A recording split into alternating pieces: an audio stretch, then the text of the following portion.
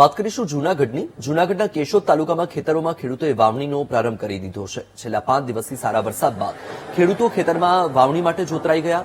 નાની બાળાઓએ ધરતી માતાનું પૂજન કર્યું, વાવણીની શુભ શરૂઆત કરાવી. કુમકુમ તિલક અને શણગાર સાથે બળદોને વાવણી માટે તૈયાર કરવામાં આવ્યા. ભારે વરસાદ બાદ હવે ખેડૂતોમાં સારા ચોમાસાની નવી આશા જાગી છે. ક્યાંક વરસાદથી નુકસાન તો ક્યાંક વાવણી લાયક વરસાદથી ખુશી પણ જોવા મળી.